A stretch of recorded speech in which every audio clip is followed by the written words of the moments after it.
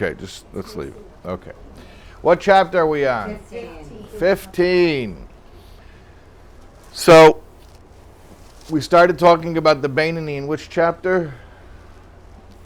13? 12? 12. Okay, I was close. And then we continued 13 and 14. And now here, chapter 15, we're going to continue to talk about the Beinoni. What's a Beinoni? It's not a tzaddik, it's not a Russia. That's correct. Tell me more. What? He controls his actions. But the mind is still going places. When you say the mind is still going places, thoughts, like full-fledged thoughts, because I thought thoughts are one of the three behavioral garments over which He's fighting them. we do have free choice and we are obligated to control. He still has like that initial thought. Initial thought, maybe the impulse. Right, so not actual full-fledged thoughts that he like fantasizing about sins, because he's in control, he won't go that far. But the impulse, yeah, he has That's the why he's not a tzaddik. That's why it's not a tzaddik, because he has the impulse, but he doesn't indulge it even on a thought level. So he's not a Russia, he's a Banyan. Okay. Do you remember way back before we started talking about the Beinoni in chapter 10 when we learned about the tzaddik, in chapter 11 we learned about the Russia? Do you remember that there were like different levels of tzaddik in Russia? Tzaddik v'torah, tzaddik v'ra. Yeah, you remember that? Yeah. Yeah. So there are like 2 levels of each? Yes. Okay. You want to hear something cool? There's no level of Beinoni. There is. There's 2 levels of Beinoni. Yes. I never heard of it. Right here is where we're going to find out. Okay, Perek Tezvav, chapter 15.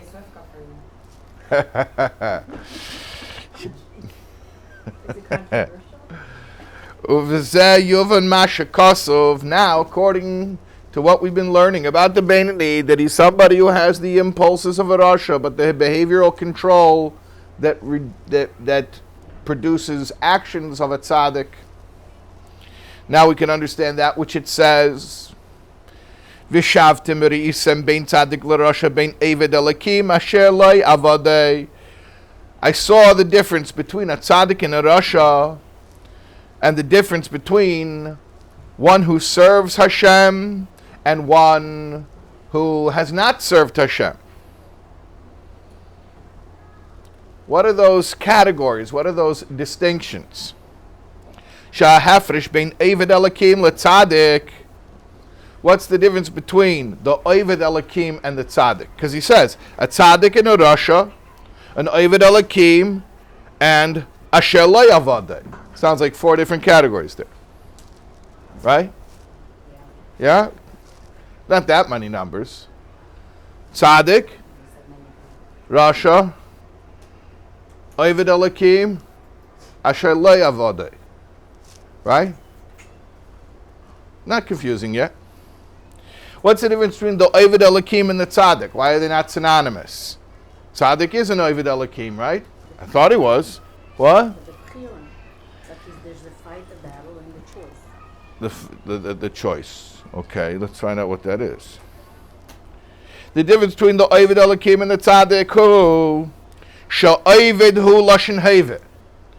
The word Eved is a present tense verb. We use it also in Lashon Kodesh as a noun. You refer to the person as an Eved, but really it's a verb. Like Kohen, by the way. A Kohen is a title of a priest, but really Kohen is an action. It's a verb. To serve. He's a server. Yeah. So Eved is a verb. It's a present tense verb.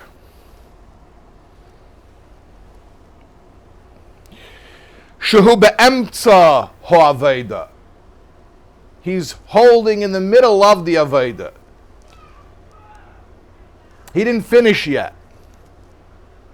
He's working on it. It's like, are you a practicing Jew?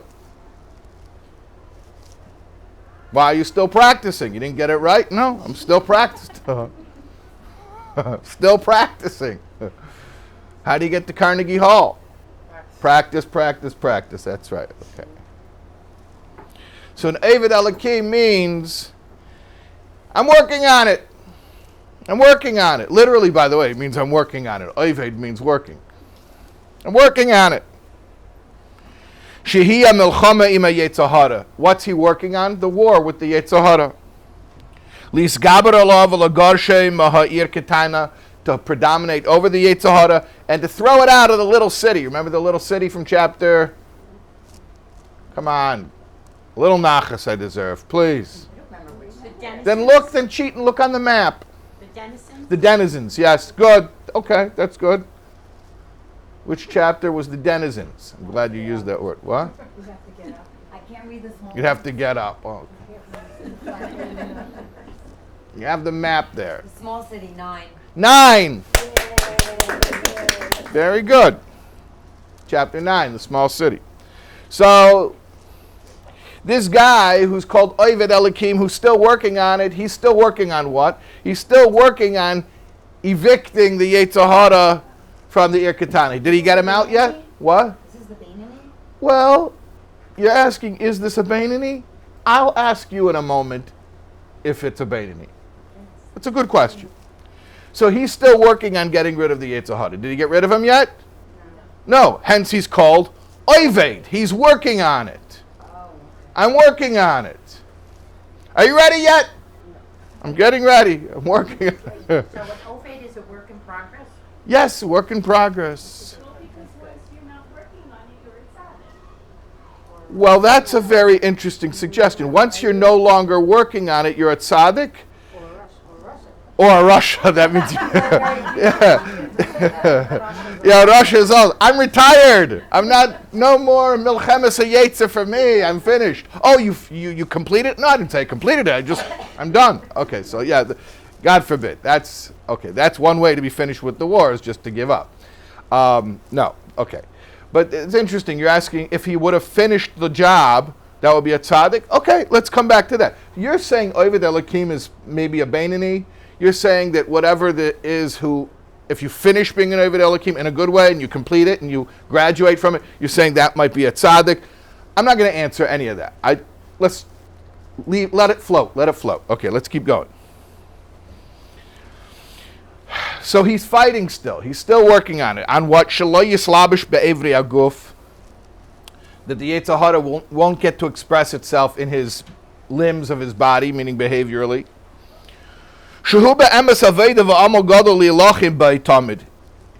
He says it truly is a really tough war to constantly wage. V'hainu, and in other words, who are we describing? This Oved Elokim who's continuing to fight. He hasn't finished the fight, but he's keeping up a good fight. V'hainu, this is, what's the next word? Beinoni. Oh, So you were right. wow. Beinoni. So the guy who is an Oved Elokim, who's still working on it, he's called a Beinoni. Very good. Corresponding to the level that we've been studying called Beinoni. Very good. Okay. Aval tzaddik. But in contrast, a tzaddik, Nikra, is called Eved Hashem. B'Shem HaTayr. He's not an Oved Hashem, still working on it presently. He's an Eved Hashem. Eved is a pure noun. It's not a verb at all. Eved is a title. That's what he is. He's a servant. In other words, he already got his degree. He graduated. He has a plaque, and it says Eved Hashem. Oved Hashem, he's working on it. He didn't get his degree yet. Eved Hashem, he got his degree. He completed it, and that is called a tzaddik. So were you right? You were right. Okay. Kamei shem chochem oy melech. A little dikduk, a little grammar here. Like the word chochem or the word melech. A chochem doesn't mean someone who's being wise. A chochem means a wise guy. A melech doesn't mean someone who's currently ruling. Like Hamoilech Mahidu Vad Kush, he was ruling. No, a melech, that's what he is. He is a melech, he is a king. So there's a difference between the present tense verb, which is a description of an activity, and the noun that describes someone as already completing that and arriving at that level. Yeah.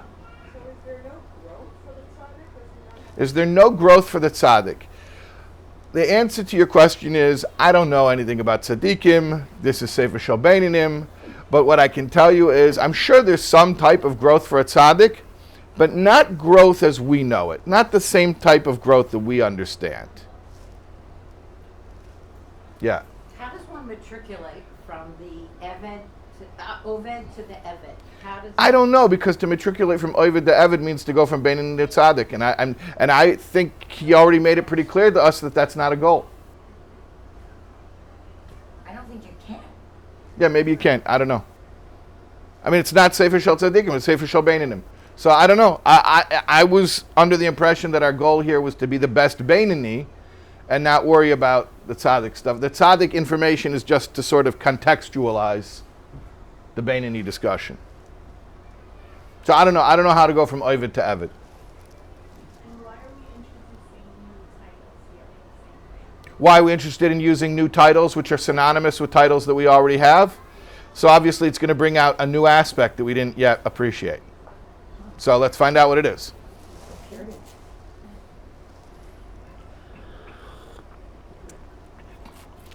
Kach zeh. So too, we said the example of a chacham or a melech, someone who already has the title. He's not just currently doing wise things. He is wise. He's not just currently ruling. He is the ruler. Kach zeh, so to here, kvar avad v'gamer legamri, avedas ha'machamim im hara, he already did the work and he already finished the work of fighting against the Yetzer. Ad ki v'gar sheyo v'yelech lei, until he got rid of it. V'libei chalo b'kirbei, and his heart is empty within him, like we said in the end of Perek Aleph. The David HaMelech said, Ki libi chalal b'kirbi, I got rid of my Yetzer Hara. So that's an Eved, a tzaddik. He got rid of it. He finished in a good way. He finished. Ubebeinoni yesh gam kein shtei madregas. Now, we learned about 2 levels of tzaddik, and we learned about 2 levels of Russia. Now we're going to learn about 2 levels of Beinoni. 2 levels of Beinoni. What are they? Eved Elokim v'asher lo yavadai. Remember back at the beginning of the Perek, he said there's a tzaddik and a Russia, an Eved Elokim and a asher lo yavadai. So tzaddik and Russia, we know. Tzaddik and Russia, we learned about those. Eved Elokim and asher lo yavadai are 2 levels of Beinoni. One Beinoni is called Eved Elokim, and one Beinoni is called asher lo yavadai. Oved Elokim means the guy who's currently serving, he's currently working on the job. He has not finished. He'll probably never finish. And asher lo yavadai means he didn't work. Didn't work. He didn't work. And that's the level of Beinoni. Got to figure out what that's talking about. Yeah, we'll find out. We'll find out. Let's unpack this. Yeah, let's unpack this. Yeah. Very good. So he didn't serve Hashem. This asher lo yavadai literally means he did not serve. V'afal pikei, nevertheless, ain't a Russia. He's not a Russia. I would have thought a guy who didn't serve, he must be a Russia. No, he's not a Russia. How is he not a Russia? He says, Ki lo aver miyam of shum aveda kala. He never did an aveda, not even a little one. He never sinned. Never sinned. The second one. Yeah, the second one, asher lo yavadai. He never sinned. No. If he would have sinned, he would have been a Russia. He didn't sin. He's not a Russia. V'gam, and also in case you're thinking, well, maybe he never sinned, but he didn't exactly do all of the sins of the mitzvahs. There's a sin of commission, sins of omission. Maybe he omitted to do a positive precept. No, he did all the positive precepts. Says right, yeah, v'gam kiyam kol ha-mitzvah she'ef shaloi l'kaimon.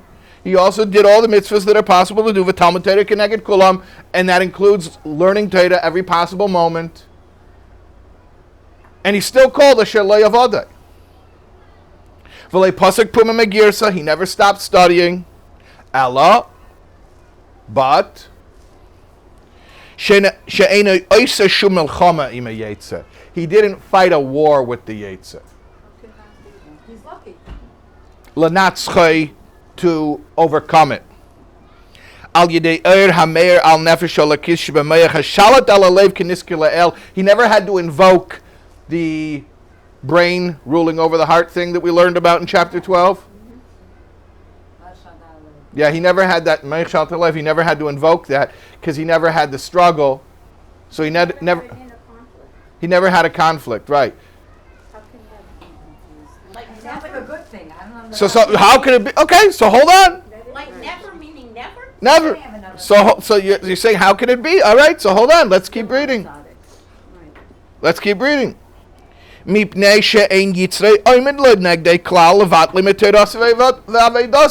Yetzer Hara never bothered him. The Yetzer Hara never tried to make him not learn Torah or serve Hashem. And therefore he never had to fight it.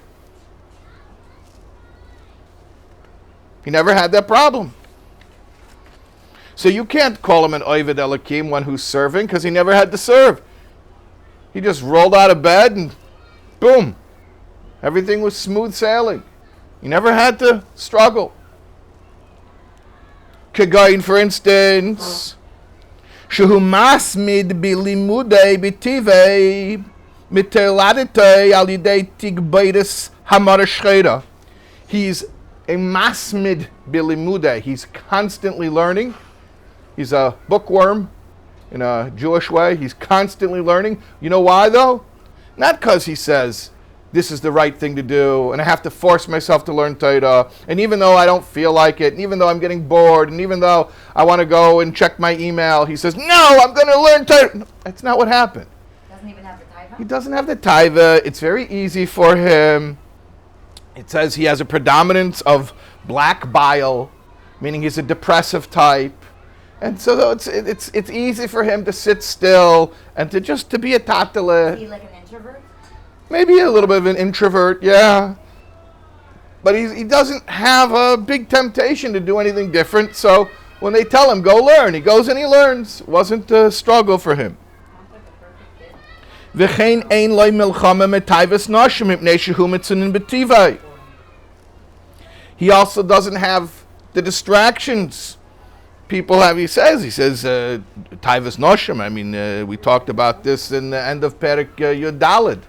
And people get distracted by these things. So he doesn't have that struggle. It's not like he has to make any deliberate effort to behave. He just... So is he like a hermit? I mean, is he a very I don't know if he's a hermit, because a hermit would imply that he stays by himself and he's isolated. I don't know if he's isolated. He's just,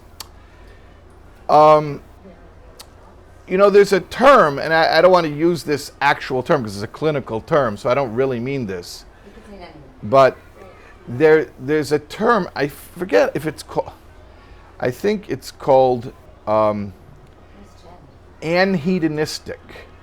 And Yeah, maybe someone could Google that for me. But anhedonistic, or maybe it's ahedonistic. A hedonist is a pleasure seeker. But there's a clinical term. Anhedonistic means somebody who does not have a natural drive for pleasure. What? That's the illness. What That's is- an illness. Anhedonistic. Oh, that's the name of an illness. That's the name of Could the you illness. spell it? Okay, but I don't want to say that that's what he has. But I'm saying if that example helps you to wrap your mind around this picture, then Illness? it doesn't matter. That's not the point. It's a condition. The point is, he doesn't have the temptations. He doesn't get excited about the things that people normally struggle with. So it's not fairly easy. It's completely easy for him to just behave and to do the Very right black and thing. white. Yeah. That's boring. Doesn't sound healthy. V'chein b'shor tainugei elam hazeh hu mechuser hergish hana b'tivei.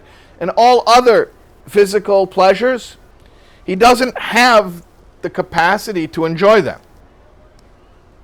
So to tell him, go learn and, don't get up and don't go do anything, okay, fine, no problem. Because it's not like he's sitting there being like, oh, I really want to just go and get some ice cream. It just doesn't tempt him, doesn't excite him. So, look, you got to look at our definitions. The guy never did an Aveda.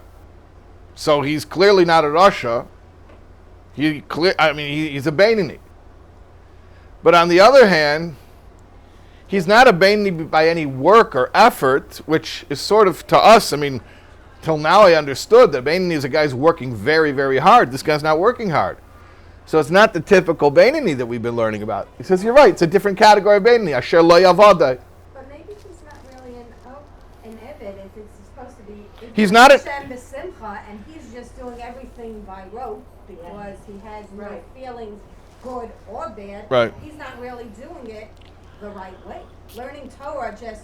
That's what we're saying. He's called Asher lo yavadai. He's called one who did not serve Hashem. Wow. But no, it just comes easy to him. It's not Comes easy to him. comes easy to him. No, but without feeling, but lacking feeling. No, but It's there's not no easy. feeling there. There's- He doesn't do it because it's exciting to him, but he doesn't not do it because other things might be exciting to him. Nothing's exciting to him. He just does it. Something insipid. He does it because it's the right thing to do. Because it's the right thing to do. Even that would be some level of motivation where he'd have to say, I'm not going to do the easy, pleasurable thing. I'm going to do the right thing. For him, it's default. He's going to talk a little bit about how he got this way. But maybe let's continue, actually, a little bit more about this guy. But this is such an exception to the rule, though. Oh, this is not a common person. Yeah, for sure. This is a concept. Don't worry about if anyone is actually being described here. The point is, this concept is important for us for one reason. To understand that if you are struggling, if you are having a hard time serving Hashem, that's not a bug, that's a feature. It's not a problem that you're struggling. To the contrary, it's a problem if you don't have a struggle. So that's why we're learning about this guy. That's why we're learning about him. Let's continue to learn about him. Well, Why you guys repeat? yeah, the work, the struggle, that it's hard work. Yeah, right. Okay. So he doesn't have these pleasures. V'lachin ein tzarich lisbeinen kol kach begdulas Hashem lo heilid min binasir ruach das v'yiras Hashem b'meichei. So he doesn't have to meditate in order to create some feeling for Hashem in his mind. He doesn't do that. He doesn't have to do that. Normal person, to get some, oomph, to get some motivation, he's got to go meditate about God and start making himself care about God. This guy never had to do that. He doesn't need extra meditation to get him to not transgress on a prohibition. He doesn't have to meditate to create love of Hashem. So previous was talking about fear. He doesn't have to give himself a boost of fear of Hashem to not transgress. And he doesn't have to give himself a boost of love of Hashem, in order to get himself to do mitzvahs and to learn Torah. Ella, but rather,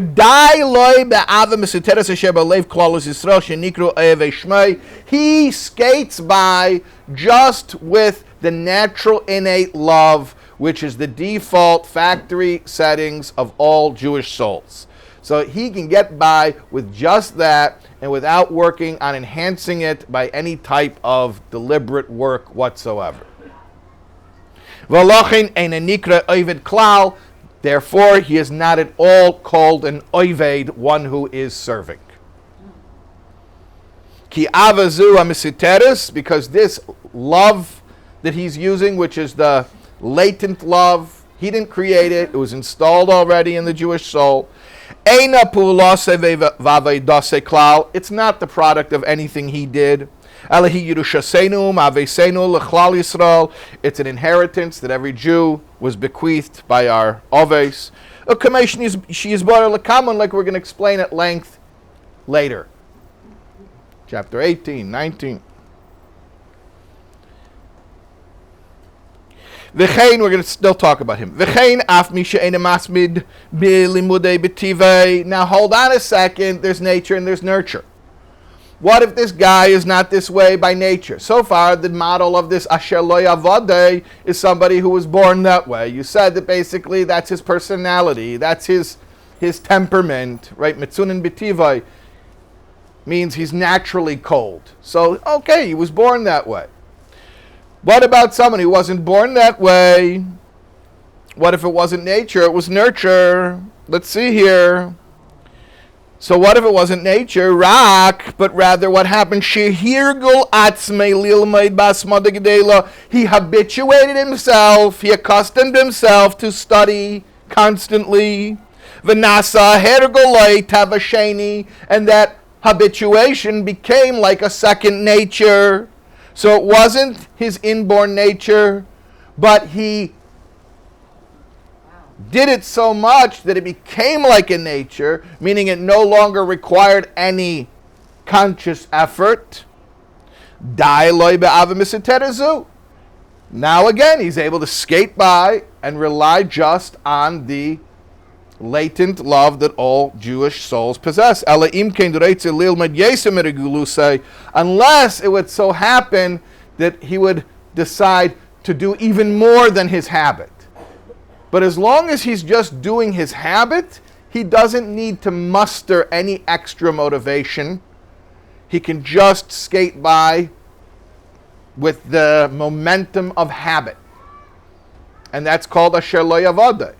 Even though it seems from this description that he originally had to habituate himself. It wasn't automatic first nature, it was second nature. But by this point where it becomes second nature, he's no longer serving because he got himself to a point where he can just do this by rote and there's no struggle. So now he's called, he hasn't served Hashem. Yeah. If this is our default settings, why are we in the Beinoni? Why are we not at a lower level? The default setting, what is the default setting? If this, what you're describing, This guy? this concept Yeah, what about is him? our default setting in all human beings. Doesn't say it's everyone's default setting. No, No. just with this being in there. What you are hearing, as I said, he's able to get by with just the default love that every Jew has. As opposed to most other Jews, you cannot just get by with your Jewish heart. You understand? Every Jew has a certain default baseline love of God. But that's not enough to keep you observant. To be observant, you're going to have to enhance that, you're going to have to build on it, you're going to have to put in some work. There's a default built-in love that every Jewish soul has, yes? No? I'm asking you a question. I'm telling you a statement. It says in Tanya, every single Jew has built in a certain love of God. You agree with that statement? Or at least you agree that it says that? Every single what? Every single Jew has a certain baseline love of God built in. Built in. They didn't have to acquire it, it's built in. Okay.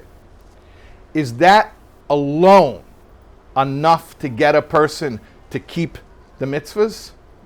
No. No. You have to enhance it by putting in some effort, whether he alluded to it, by meditating or other methods. So nobody can just get by on that. You can't just get by on that. This weirdo happens to not have any temptation, so he gets by on that. But that's a fluke. That's a total fluke. He actually gets by on just the baseline love of God that every Jewish soul already has. But no one else can do that. It's not normal. Does he really exist? Doesn't matter. It's a concept. I explained already. It doesn't matter if he exists. What matters is for you to understand that if you're not him, which you're probably not, that's not a problem, that's a good thing. Being like him is the problem. Being like you is not a problem. I think there should have been a fourth group. Why is he with the Beinonis? I agree. Why is he with the That's Beinoni? what I'm saying, he fits the description. Because Okay, you're asking a valid question. Why is he a Beinoni? Because we said perfect behavior. That's it. Beinoni is perfect behavior. Okay, that checks out. Perfect behavior. The problem is he's producing perfect behavior not through struggle. Oh, but you didn't tell me struggle was part of the definition of a Beinoni. Okay, technically you're right. Struggle is not part of the definition of a Beinoni. But you know something? A Beinoni who's a Beinoni without struggle, it's technically a Beinoni, but you think that's the point of this book? You think that's who the Alter Rebbe is speaking to right now? No. Yeah? So the Asher Velahado, either he's born like that, Yeah. Either he's born that way, or he got himself habituated to the point where it requires no present effort. how do we make sure that our work does not become like that? Oh, we should have such problems. How do we make sure not to become like that? Oh, we should have such problems. He did put in the effort, but then it became flat. Okay. You're asking a wonderful question. How do I know it's a wonderful question? Because it's the next thing that the Alter Rebbe says is an answer to that question. Okay. How do we make sure not to fall into that trap where we were working and then we came to a certain level of achievement and now we don't have to work anymore? It's just we're in orbit and the momentum is carrying us and we're resting on our laurels and we're still producing perfect behavior, so technically everything's okay, but emotionally, inwardly, there's no struggle anymore. So how do we not fall into that trap? Right? Okay. So he hinted to it already a little bit, but now he's going to expand on it. We said that after he gets himself habituated and he has a second nature, he can coast and learn without any extra effort. Unless, you remember the last words we read? Unless he learns more than his custom, more than he has been habituated to learn. Whatever that number is. One more. Watch what he explains here. Where we get up to? Move on. Oh, okay. Yeah. Yuvan. Gemara. Now we can understand what it says in the Gemara. The Oved Elakim. Who is an Oved Elakim? It's somebody who studies their lesson 101 times. Can you imagine that? If we said every Tanya class, we're going to teach it 101 times, you would know it really well. You would know it. Hopefully we would understand it too. 101 times. And one who did not serve Hashem. This bum only learns 100 times. Imagine if we did every Tanya class 100 times. Okay. So, hold on a second. Hold on. The guy studied 100 times, didn't serve Hashem. The guy studied 101 times, he did serve Hashem. It's a 1% difference. It's a 1% difference. You're telling me the difference between 100 and 101, that's day and night. It is. It is. He's going to explain.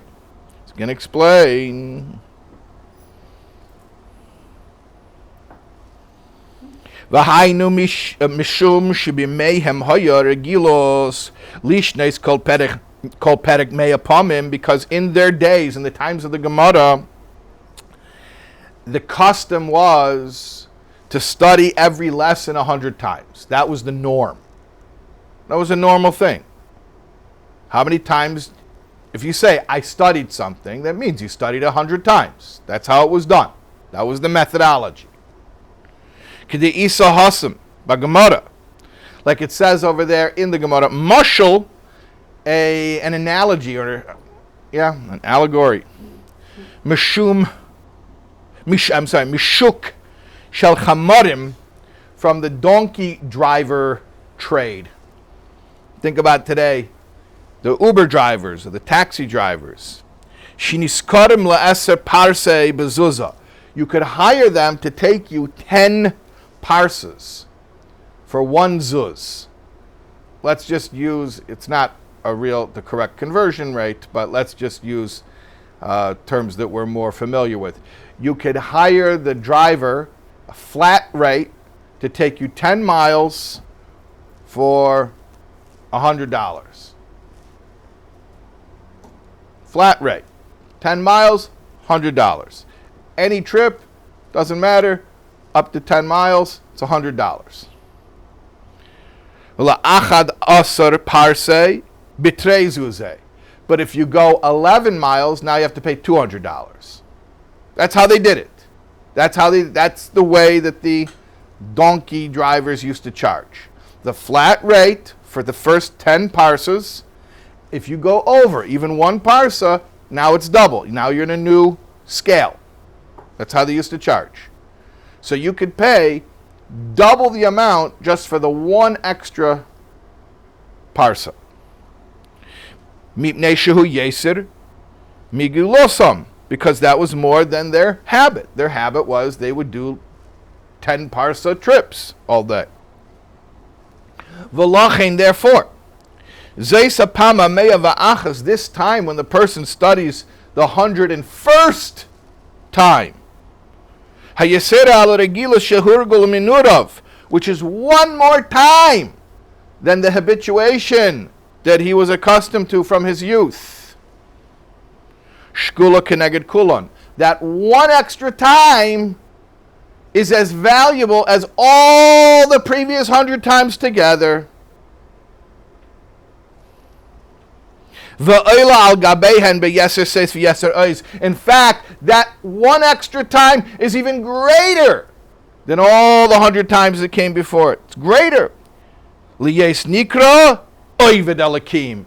And that 1 extra time is what puts him in the category now of oived elakim. So to answer your question, what do you do when you habituate yourself to a point where it does not take extra effort to constantly do the right thing? And like I said, if only we should have such problems. But let's say we had such a problem. What do? You go 1 little extra drop more than your habit. And going past the habit, even if it's 1 drop, already puts you out of your comfort zone. It doesn't matter how far out of your comfort zone. Once you go over 10 miles, the 11th mile is already a whole new category, a whole new ballpark. So if you're accustomed to study 100 times, how do you break out of your habit? Study 101 times, just one extra time. 1 little thing, and that already pushes you past your comfort zone. And now, you're just like the other Oivdei Hashem who are struggling. Okay, so the regular, typical Oivdei Hashem, they were struggling during the first 100 times. This other guy, the struggle doesn't start until the 101st time. But the point is to get to that stage where it starts to be a struggle. Muhammad Ali said, they asked me, how many sit-ups do I do when I train? He said, I do them. No. He said, how many sit-ups do you do when you train? So I'm going to Google this and find the exact quote. Muhammad Ali said, how many sit-ups do I do when I train? He said, whatever the number is, you start counting when it starts to hurt. He didn't count the sit-ups that it took to get his muscles to burn. That doesn't count. You start counting when it starts to hurt. So how many sit-ups did you do? 1 sit-up. Because if you had to do 1,000 sit-ups until it hurts, those sit-ups aren't the sit-ups that count. That after it hurts and you do 1 more, that's a sit-up. You know, he was the greatest of all time. The quote is, I don't That's count what he said. He was 1,000 times. He made sure we know it. Yes. What did he say? I don't count my sit-ups. I only start counting when it starts hurting because they're the only ones that count. Wait, let's say that again. That makes Muhammad Ali sense. said, I don't count my sit-ups. I only start counting when it starts hurting because they're the only ones that count. And then he says that's what makes you a champion. Okay? So for us, we'd be counting at 1. Okay, wherever you start counting. I don't understand. Yeah, How yeah. come in Yiddishkeit sometimes counting is so important like this, and other times people say, oh, I don't even count my children or grandchildren? Oh, that's a different thing. That's because of Ein Hora. Not counting children is a different thing, because that's an Ein Hora. But counting how many times you study a lesson is not an Ein Hora. It's for tracking your progress. It's very important. That would be like if you ran a store and you didn't count inventory. No, you gotta know what you're up to. You got to be able to assess. So we should be counting. For sure. So that we know that we're struggling. All right, should we continue here? Now you guys a question. Yeah. The one who's in Asher Lo Avadi, Mm-hmm. could he be in Oved Elohim until he gets to 100, and then when he stops and he becomes complacent, then So your question is it possible that somebody was an Oved Elohim and then he became an Asher Lo Yavadeh and then he kept pushing until he became an Oved Elohim again? yeah, like is it? Yeah, I'm sure. Yeah. Yes. Yes. It just depends where you stop. What if you didn't stop? You just didn't get there yet. Like You didn't get there yet. So that's a very deep philosophical question, which is, and I don't know the answer to this. It's a very deep question. What is the category of someone who's doing the first 100 sit-ups and he hasn't yet gotten to 101? It doesn't yet hurt. It's not inconvenient for him. It's his habit. And technically, if he were to stop at that point, he would remain Asher Lo Yavadeh. But if he keeps going, one past his comfort zone, now he's an Oved Elohim. The question is what you're asking. It's a very deep question. What's his status during those 100 getting up to the point of difficulty? And I don't know. and this doesn't matter. I don't know if it matters. But it's a cool question. And why do we even have this concept of Asher Lo Avadi I told you why we have the concept. as a concept? And I told you why we have the concept. I actually said it twice today. And now I'm going to put you on the spot. Why is it important for us to understand the... Our struggles are normal. No, more than that. You said so we know our struggles are normal? It's more than that. They're necessary. Necessary and valuable. And if you didn't have it, it would be a problem. Yeah. So isn't it important to serve Hashem with Yireh and Ahava? Mm-hmm. It seems to me that this person, Yeah. this concept, is devoid of either the Yireh or God and the Ahava, devoid of emotion. Therefore, that person cannot get off the ground because those are the wings, correct? Oh, that's an interesting point you're making. Yeah. You're referring to chapter 38, and that's a very interesting, that's a high-level question. Okay, that's a very deep question. Okay, I have to think about that. That's obviously a question that, based on someone who's been through Tanya and understands. Yeah, that's very good. I don't know. I never thought of that before. It's a very thought-provoking question. Okay. No, because I if I'll repeat the question, I won't be able to answer. I never heard this question before, but I'm hearing it and I'm like, yeah, that's actually a good question. But to formulate an intelligent answer, I can't do it on the fly. Okay. So let's continue. Maybe we can finish the chapter. We don't have that much time. Okay. So now he explains a little bit more the particular mechanics of what happens when he gets to 101, when he gets to the point of 101. And he goes into Oved Elohim mode. Mipnei shekdei l'shanis tever ergilos tzarich la'erir es o'ava la'Hashem al yedei shmizben migdulas Hashem b'meichei lishleit ala teva shebechol asmoli hamoli dama nefesh v'bamas shema haklipa shememenu hu ateva. V'zuhi aveda tama lebeinoni. In order to get himself to do the one extra, to do the first 100, he didn't have to do anything. He just does his habit.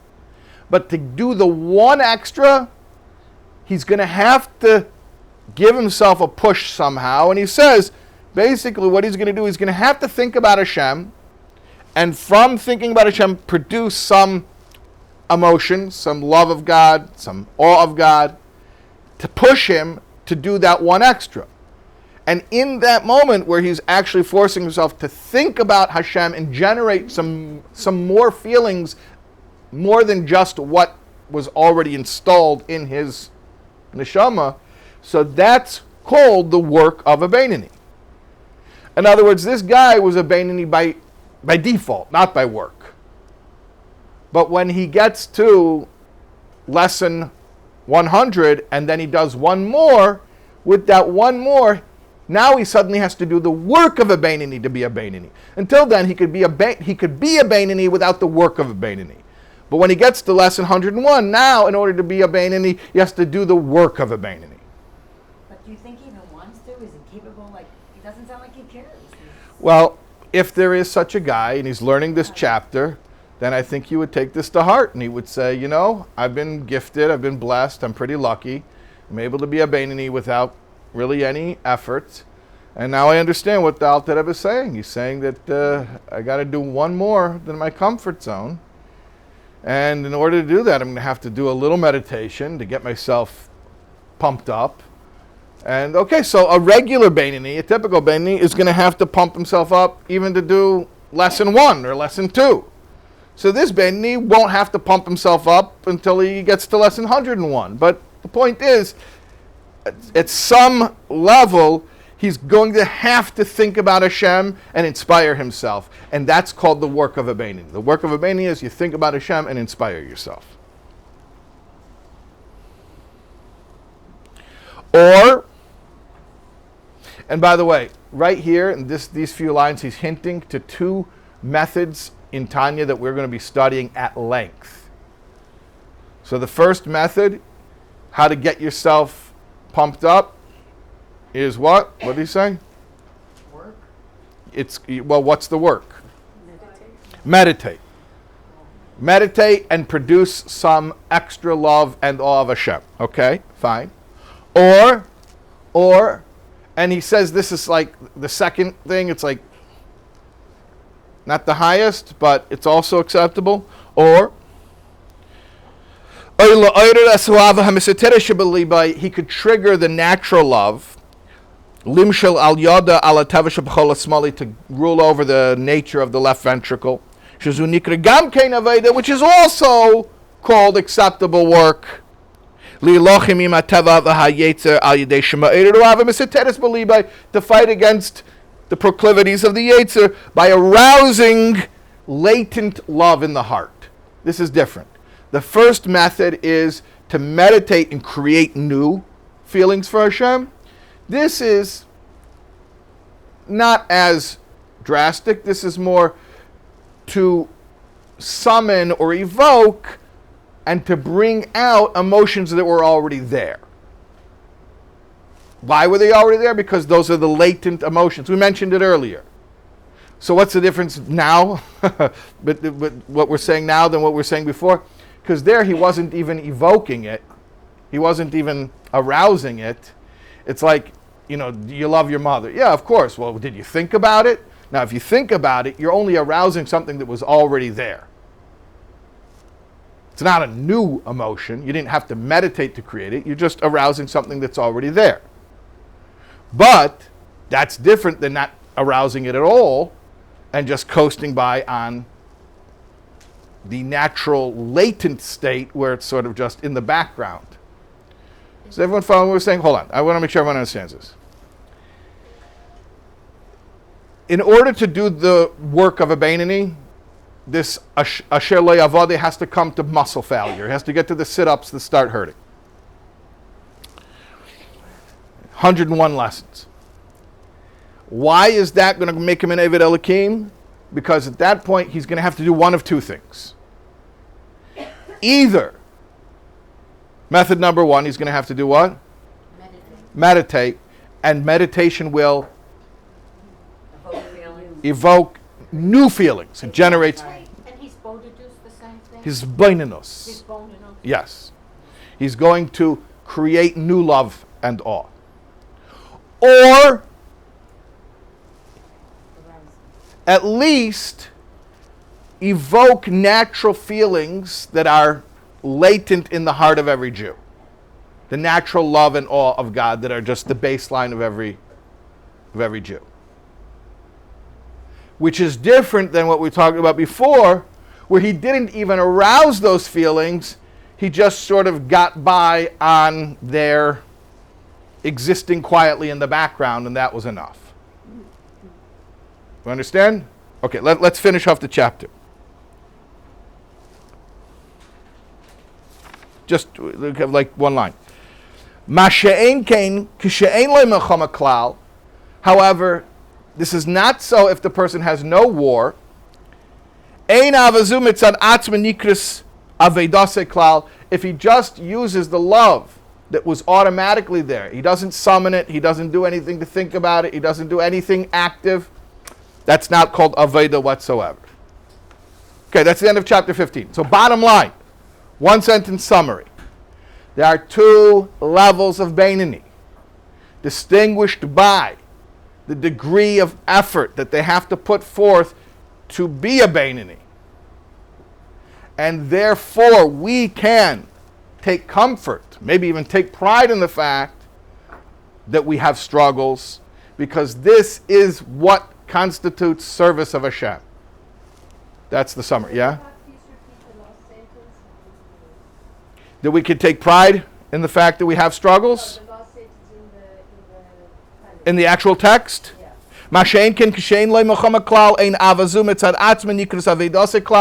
But if his love of Hashem is just the natural love that was already installed, and he's not doing anything active to enhance it or bring it out, that's not called service.